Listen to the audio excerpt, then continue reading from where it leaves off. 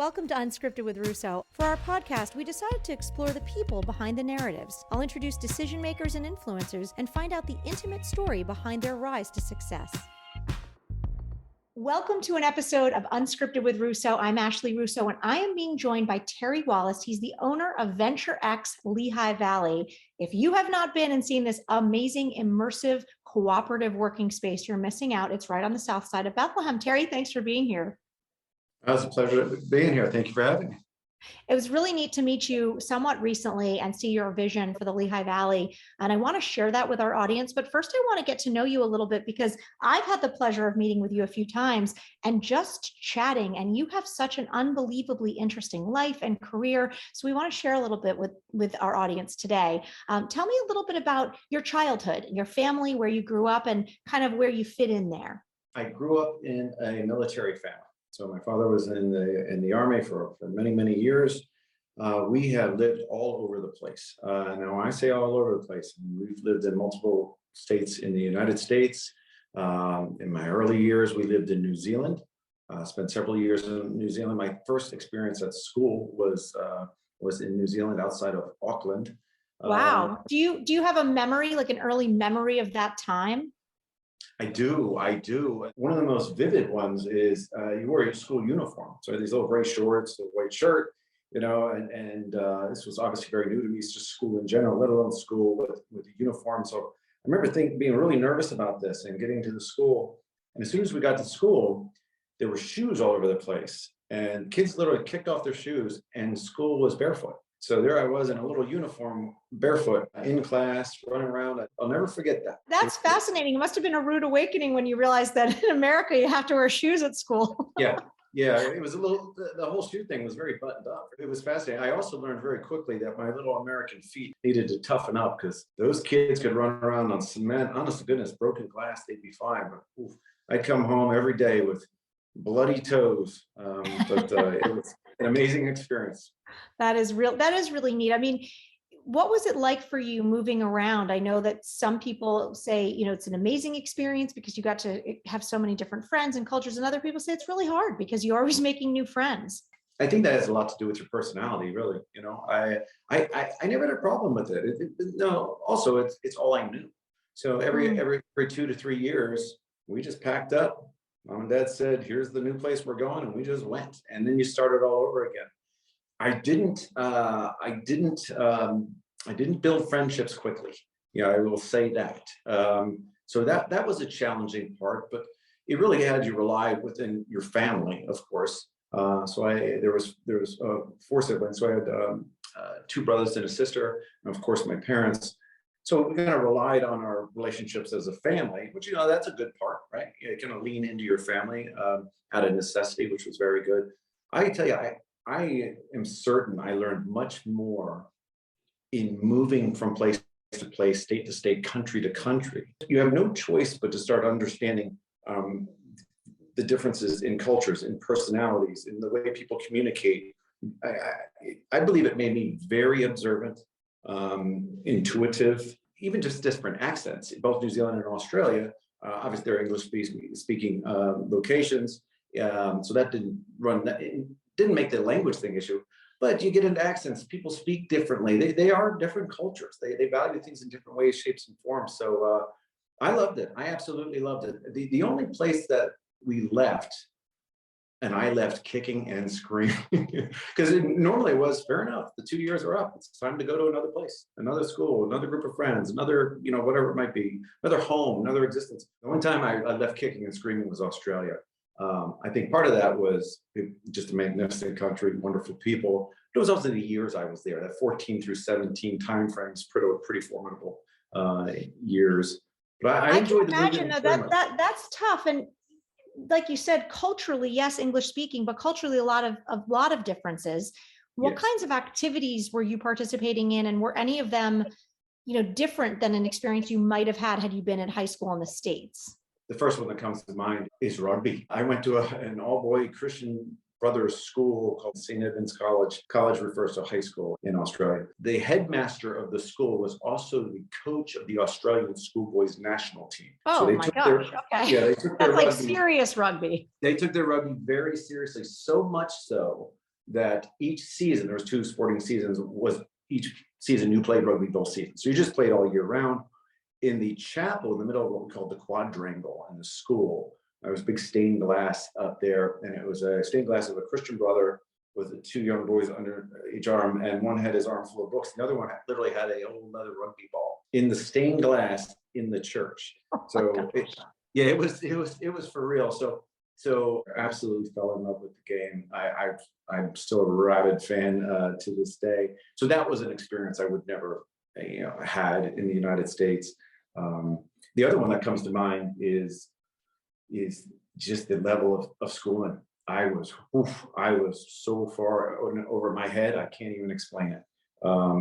It was very, very difficult, very difficult. I went from, I forget what I was in 8th grade. I think 9th grade was going to be geometry or something like that. And the lowest math course I could get into, in my age range there, was trigonometry. Oh my gosh, I didn't really? even know what trigonometry was. So that was something that was a real awakening for me. So I struggled, boy, I tell you, I struggled through school there. But the teachers were excellent. The other students were excellent. So they helped me along. Did you have the opportunity to do things like have a part-time job or participate in like other school activities that you may have had you had a more, I don't know, let's call it traditional upbringing? I mean, was there anything you were limited with? I don't ever experience limitations. I mean, some jobs, one of the jobs that I had while I was in high school, you mean specifically Australia? Yeah, but Yeah. any job, but Australia for sure, just because I feel like that's a different kind of experience. Yeah, so I worked a job with a very close friend's family, and we ran fence lines. So I guess depending on where you live in the US, you could do this, but literally as far as you can see, every 12 feet, we dug a hole, we poured some cement, we put a post, and we just ran fence lines all over the place. So that kind of job, not the most cerebral job, but I tell you, I loved it. I absolutely loved it. It was just so wonderful to say, we have an objective, and it's to get from here to there by the end of this day. And then the race was on. And we made a game of it. So something like that. Other experiences, I tell you, the rugby was immersive, and that was part of because of the school and all about it. But I just loved it. I just absolutely loved it. It was an all boys school, so that was very new and different. I had never been to a all boys school or a parochial school, right? So it was a Christian Brothers. It was a Catholic school. That was very different. That was a very different experience. Significant discipline in the schools, very disciplined. Like I said, the schooling was very challenging. I left there and came back to the US to complete my senior year. So my schooling was always a little off as we moved. So I was a year older than I probably should have been when I got into my senior year. And it was actually a culture shock to come home, if that makes sense. When like I came you back, said, you were in Australia in really formative years. I mean, so much of who we're developing and becoming happens in that 14 to 17 age range. To come back must have been challenging for you, and then to come back as a senior of all things. Where did you come back to? Where did you graduate from? Carlisle, Pennsylvania. It's in Wow. central Pennsylvania, the side of Harrisburg. So it's where we had left back when I was, I guess it was there 12, 13, and part of 14. We were in Carlisle, Pennsylvania. It's where the U.S. Army War College is, and that's where my father was stationed. We, as a family, we were stationed. So we left. I actually came back there, but to your point, very formidable years. I was a very different human being. The place was different, all those type of things. And we were living on the military base when I left. I came back, and my family was still in Australia. So I came back. I was still 17, and I lived with Guardians, the Livingstons, wonderful people. So that was a real shift as well. I wasn't living in my home. I was living with people I had never met up until that point. That has a heck of a dynamic. I was a 17-year-old, I want to say young man, but I wasn't. I was a 17-year-old boy. I will say I wasn't fully developed. I was running around crazy. Thank goodness we're not fully developed at 17, right? Oh, you're not kidding. You're not kidding. And going into my senior year in high school, I literally dropped out of the sky in this high school. And I knew some of these people But when I was younger, when I left, it was still the middle school. So I knew a few people, but not many. But that was a good experience. Like I said, I was used to being just dropping into schools from nowhere and figuring it out.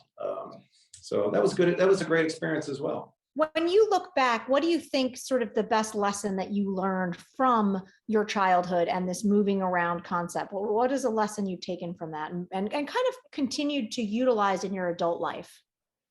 I couldn't have this belief that there was right and wrong, because schooling was different, food was different, the way people spoke was different, the way people approached things were different.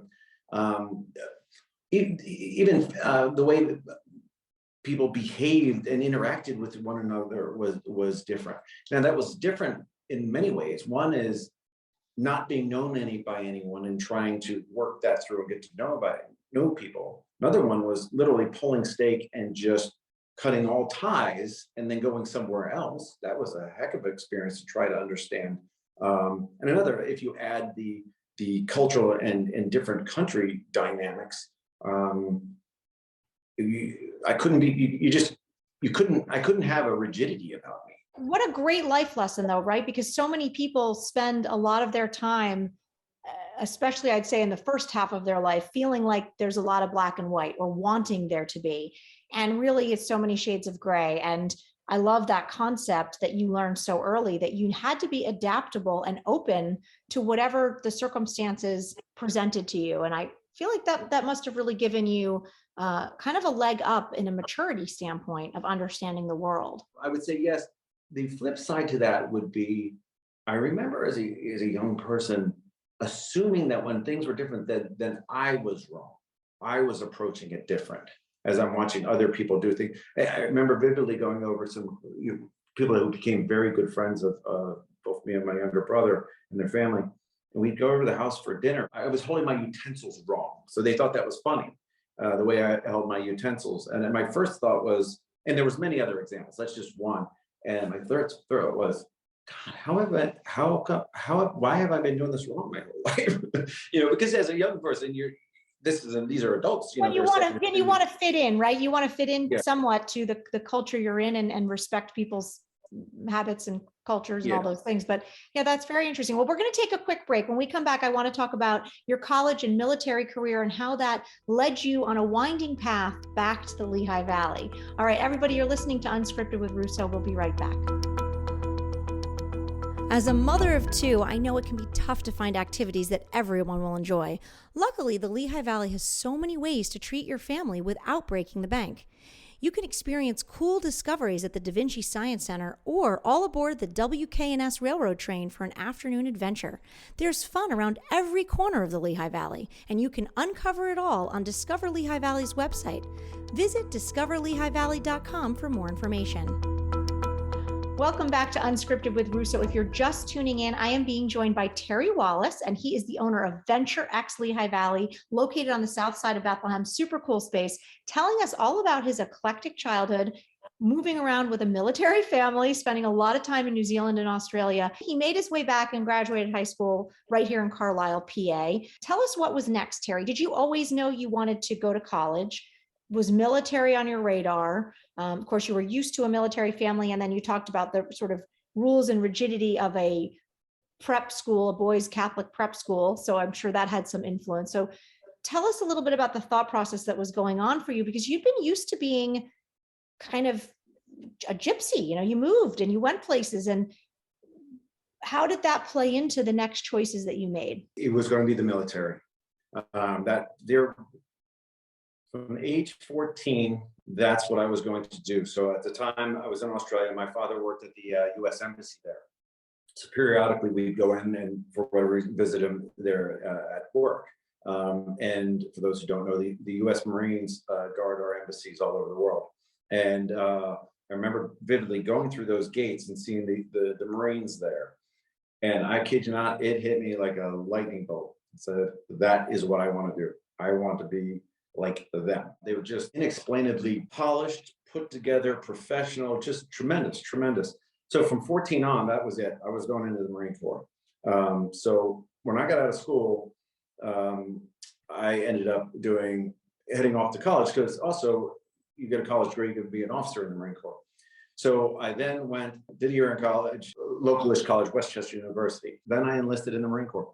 That was it. So I ended up spending, and I also, during the same time, was working through college. So I spent 4 years with addition, primarily reserve time through the Marine Corps. So that was my military experience. It was so 1991. So it was after what some may recall Desert Storm, Desert Shield, and obviously well before 9/11. So depending how you look at it, I was very fortunate that I didn't go overseas in that capacity. So I was in during that period of time. Do you feel like your desire to join the military, because that's such a specific moment in time, and I love that you shared that. Do you believe that there was an underlying sort of community or civic duty sense? Like was there something else driving you? Because I believe you went on from the Marine Corps and you were a police officer for a time. Yes. Correct. So tell me about that transition. And, there just seems to be this underlying theme. Do you feel like that's a driving force, or is there something else that was driving you? Yeah, I would say it's three things come to mind. So one would be, it's what I knew. It's what I was surrounded by. Just walking into our home growing up, and even my parents' home now. I mean, it's intensely patriotic. It's intensely mindful and respectful of our nation. From the paintings on the walls to the West Point sword hanging, and all these different things. So it was very much ingrained in me. I don't know how adventurous I was at the time. So this seemed like something I understood and I thought I could be very good at. My thing is, if you're going to do anything, do a few things, but do them exceptionally well, right? So it's kind of when I lean toward the Marine Corps. And there's a lot of intermilitary branch kind of banter back and forth, but boy, in my mind, the Marine Corps was the elite. I mean, that was the pinnacle. So that's what I wanted to be. So part of it was I wanted to be, the best of the best, so to speak, which drove me there. My perception of becoming a Marine, and I have several retired Marine friends, one of whom is a female, and it's a no joke journey. I mean, it's you're saying it kind of passively, but how difficult was that? It wasn't difficult, I feel, for me, because of my household.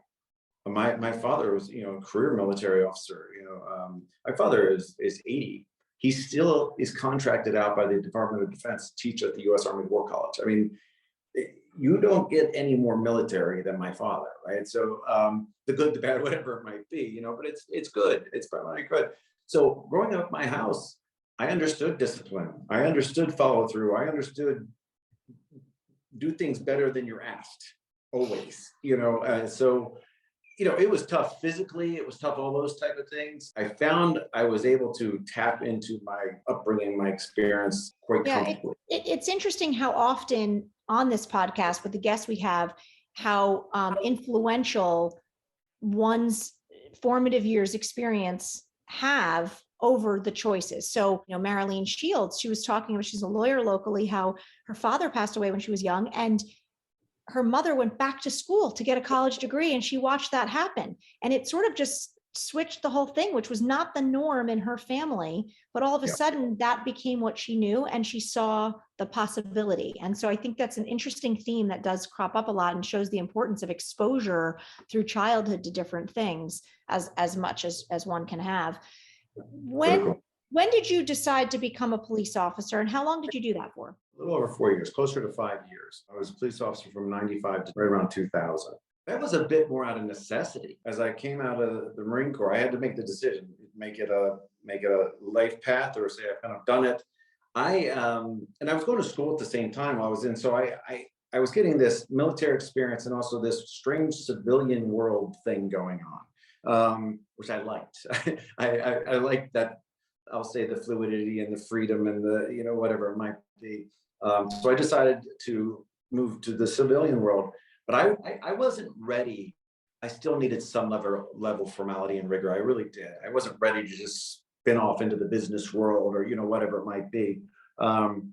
So I thought to myself, what is something that I can leverage my experiences and some of my strengths and do well in the civilian world. And my mind went straight to law enforcement. And this was a huge shift in my thinking in my life and career trajectory. I thought was, there's a paramilitary type of structure. There's everything from the uniforms to the rankings to whatever it might be. So anyway, I got a job as a police officer in the western suburbs of Philadelphia. I did that for about a year when I realized it was not something I was going to do for the rest of my life. Now I can't speak for all police departments. They're very different, and in 100 years, you wouldn't hear me say anything other than the nobility of that profession. Just absolutely extraordinary people doing just hands down one of the, if not the most difficult job you can do, period, end of stop. The difference that I saw was in the Marine Corps, the level of leadership, and I mean true leadership. Your listeners obviously know the difference between leadership, management, supervision, all these type of things. True leadership in the Marine Corps at all levels, and it just anchored in respect. It was not my experience in law enforcement. It was just not my experience, and it was difficult. And that was a really important piece to you about the military, right? That you had observed with your father and your family, and then you had experienced through, Marine Corps, college. And so you make this change to shift into sort of management consulting. How does one do that? Because explain the correlation, build me a bridge. And really, this is a key component of what we hope people get out of this podcast, is to understand that your life can take all kinds of shifts and twists and turns, and you have skill sets that are actually quite adaptable if you look at them that way. So I'd love for you to just paint me a quick picture of how you went from military to police to management consulting, and then what that looked like for you. This comes down to how people are led and managed, and kind of that organizational dynamics. I started picking up all kinds of management books, which lean into business, of course, right? Management books. At the time, Fast Company was a magazine. I think Fast Company's still around, but I was reading that thing constant. I'd be on night shift, parked in alleyways, reading my Fast Company and reading my different management books. Here I was, Marine Corps police officer. I wasn't a CEO, but I was just absolutely fascinated by it. Decided to go back to school to get my MBA, which was real tricky. So I ended up finding a school at Rosemont College, which I think now attached to Villanova. Went back. I chose that for a couple of reasons. The main one was they had these accelerated programs that went nights and weekends and things like that. At the time, I was working 12-hour swing shifts, 7 a.m. to 7 p.m., 7 p to 7 a. Very difficult kind of time structure. So I spent several years because the police department didn't pay for it. I didn't get time off. At that time, I was going and get to Circuit City, and I would rent a word processor. It doesn't seem that long ago, but this sounds archaic. And on night shifts, I would back up into an alley. I'd ask other officers to cover the calls for a while, and I'd work on papers. It was a struggle, but the genesis of why I was going there was I just saw these two organizations that on the surface, from the outside, should have been very similar, but they were just so different. And honestly, the impact on these people and their families and all was tough to see. So that was it. I ended up going to school, get my degree, and then I was off to get into a management consulting role. Mainly, I talked to a couple of professors and I said, look, I want to drink from a fire hose, all the little platitudes, I'm behind the 8 ball. I want as fast as I can. I want, management consulting was what was recommended. And then I went on a journey to try and get into a management consulting firm, which I was naive at the time. Unfortunately, I was, or else I don't know that I would have tried as hard. I literally have a binder at home that has 36 rejection letters, 2 of which are from the firm that I ended up working for. So I think they just didn't know what to do with me, right? Right, because again, you're not necessarily coming down the path they're used to seeing. But where do you feel like you got the resolve to stick with it? I really want to make sure people listening are hearing 36 rejection letters. Accelerated night school to get an MBA while sitting in a cop car and renting a word processor. I mean, what a visual, Terry. That's a movie scene, if you ask me. And where did that resolve? I mean, is that part of the upbringing? Is that military, or I'm going to put my mind to something and make it happen? I would say that has to be part of it, right? Because that was that was my environment for so long. I wouldn't doubt some of it is just innate personality. We're all born, Yeah. with different personalities or whatever it might But it be. is what you did with it, right? I mean, people often see someone at a certain stage of their life, they see what they perceive to be success, and they're not aware of the journey it took to get there. And so I Yeah. always stop to try to emphasize that. And you end up getting not only into management consulting, but a very, very significant HR role over a huge growth period with a big company. And I have to tell you, I was super surprised to learn that, only because I don't necessarily equate entrepreneurship, which you're into now, with HR. So that was another shift in your life as you're working through HR and management consulting. When do you get bitten with the bug to say, I'm going to do something else? And I don't want to gloss over that part of your life, because for you spent, it's important to note, you spent 20 years commuting from the Lehigh Valley. So you've been in the Lehigh Valley, but you were spending most of your time traveling or in New York City, if I'm not mistaken. That's correct. That's correct.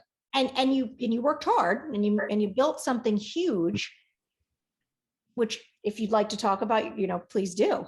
But, Yeah. I'm curious about when that shift comes in, and what are you, that leads us to Venture X. So tell me a little bit about that time of your life. And then I do want to take a break, because I want to come back and talk all about your time here in the Lehigh Valley now.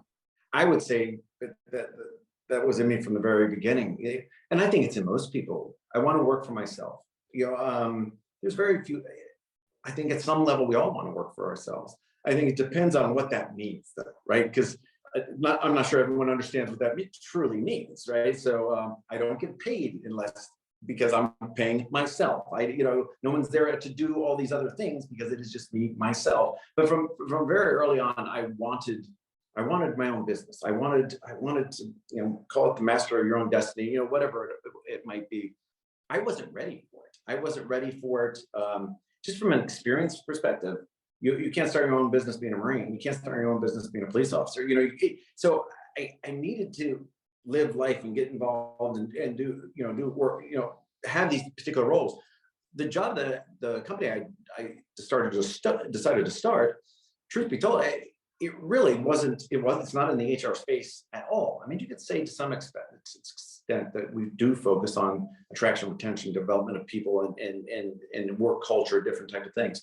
But it's not what I did on a day-to-day basis all through my years at Deloitte, Pfizer, or WeWork. I spent X number of years at Deloitte, phenomenal firm focusing on HR and mergers and acquisitions. Pfizer was a client of ours. I ended up taking a role at Pfizer. I was at Pfizer for about 14 years. I did get a bit of let's say an entrepreneurial aspect through Pfizer, which may sound funny. I mean, you're talking about a Fortune 20 company, just deeply rooted in its process and its rigor, and an incredibly thoughtful organization.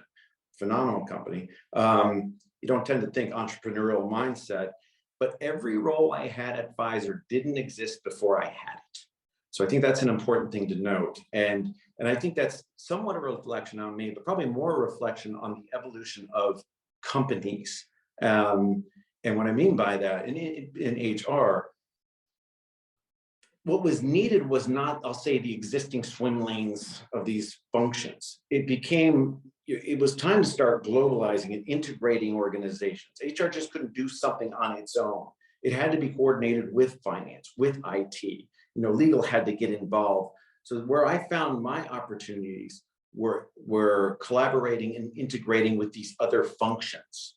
Right. So you weren't fighting for the same budget, fighting for the same resources. You needed to come to consensus on what's the right thing to do with our shared resources. I ended up at WeWork, for about 3 years, grew exponentially. Over 3 years, we got to 16,000 people in 30-ish or so countries. I loved the global dynamic of it all. I really did. But at that point in time, I had been commuting or living away from home for almost 20 years.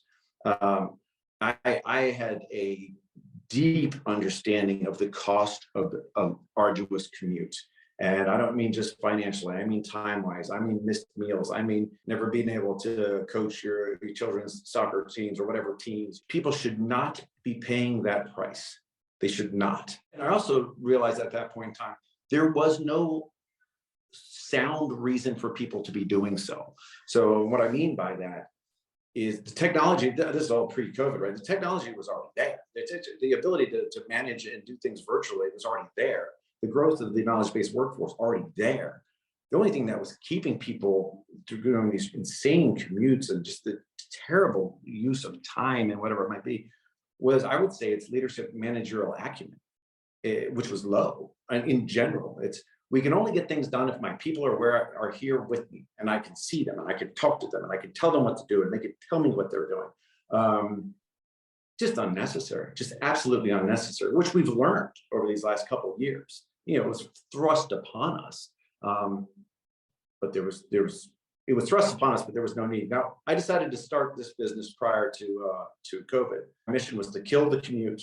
I feel like it's so inspirational for people to realize that you can create your own sort of entrepreneurism, your own reality dreams within a team at a bigger company. It doesn't always have to be something that you're doing on your own. And that being said, I want to learn more about how you transitioned into being an entrepreneur. We're going to take a break. We'll be back with Terry Wallace in just a second. You're listening to Unscripted with Russo.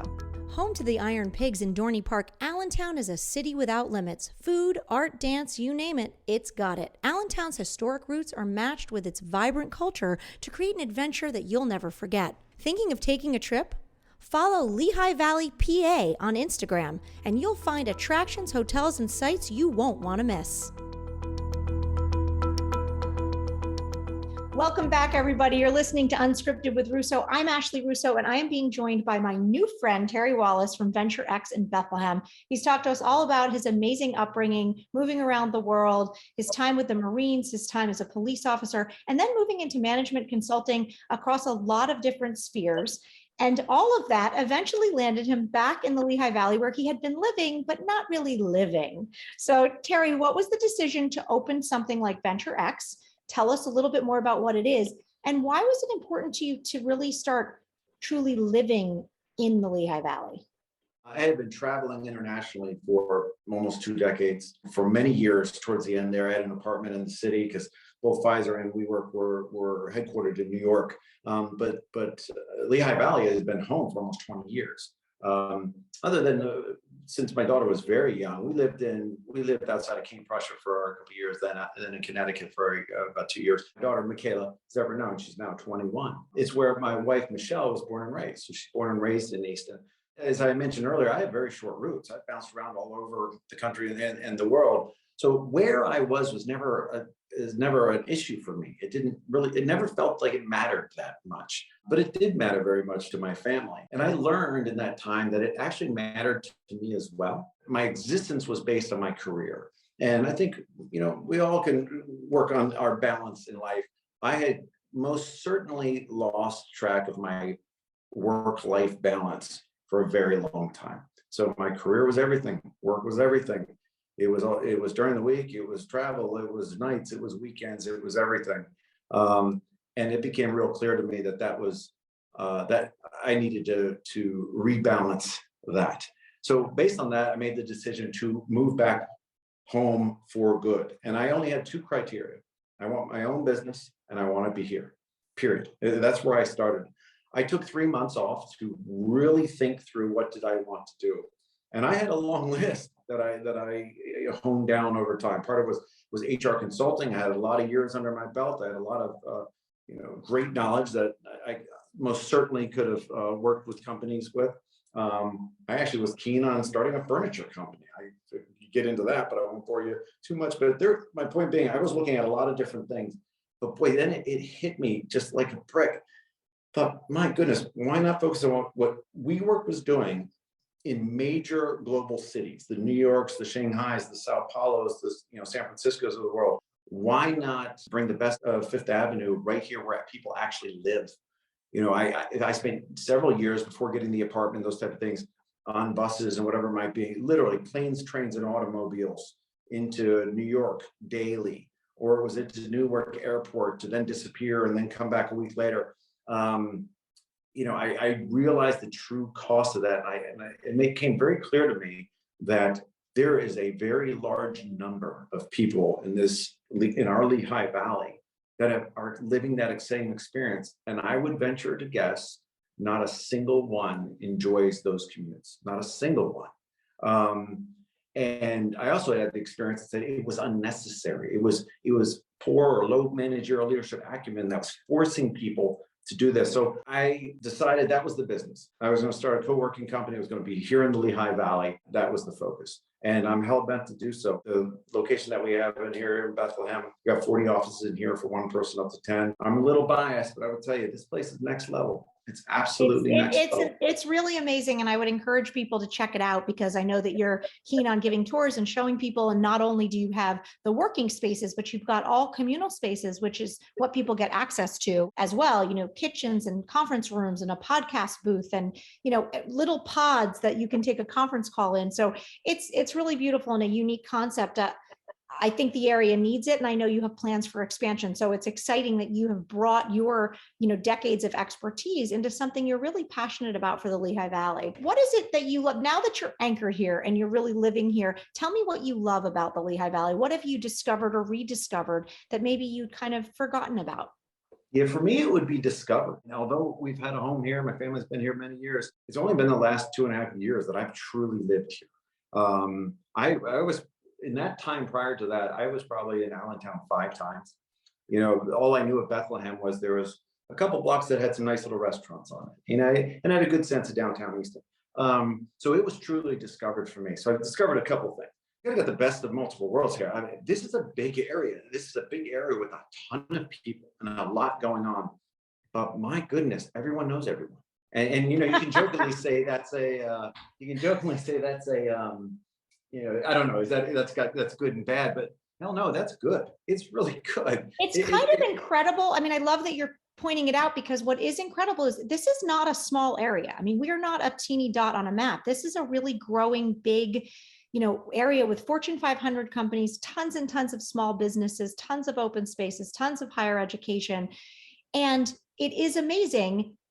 It's a small world. I mean, the phrase "it's a small world" hits home. You know, I always joke that in the Lehigh Valley, that show where they say 6 degrees of Kevin Bacon, Yeah. I'm convinced the Lehigh Valley is 2 degrees of Kevin Bacon. So it really is. And like I said, I've only been here now, truly been here, you know, a couple of years. It's just stunning how many people you meet.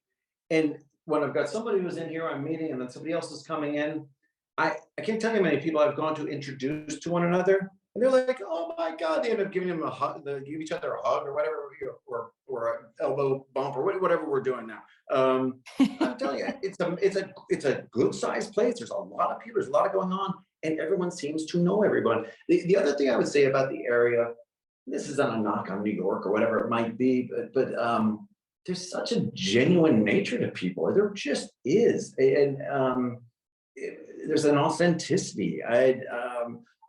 I'll add a third one, and this is one I will tell you. I'm a little ashamed to say it, but I will. For years, I always thought, oh, the Lehigh Valley, I'll just put out late adopters. Oh my God, stuck in the past, you know, whatever it might be. I have learned that is a strength. That is, and when I say that, it's not late adopters. It's not stuck in the past. There's a respect of history and things like that. I don't see it as a hesitancy to move into other things, but it's a thoughtful approach, you know. You know, we don't have VC folks all over the place spinning up new companies or whatever it might be, and nor should we. There's a work ethic. There's a focus. It's good. It's got a stability. Venture to even say that a camaraderie, and I think that's part of that. Everyone knows everyone, and I'm even going to say somewhat self-policing. So everyone knows everyone. So be mindful how you treat people. Be respectful in your business practices. And I think most of the folks around here who would be like that anyway. But it's inherent. It's inherent. But a strong sense of community, which I think it makes people more respectful of those relationships, because we're kind of in it together. There's this sense we're growing the Lehigh Valley together. I agree with that wholeheartedly.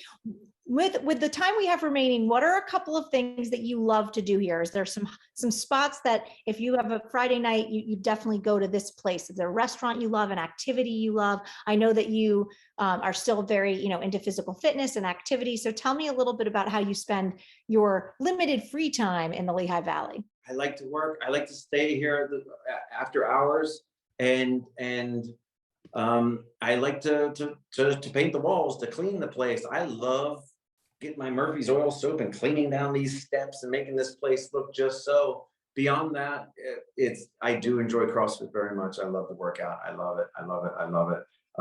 I wish I was better at it, like everything, but I get out and I golf now, which is something I've picked up just in these last couple of years. Got a group of friends that they go out a lot more often than I do, but every now and then I jump in with them and we go golfing. I enjoy the heck out of that.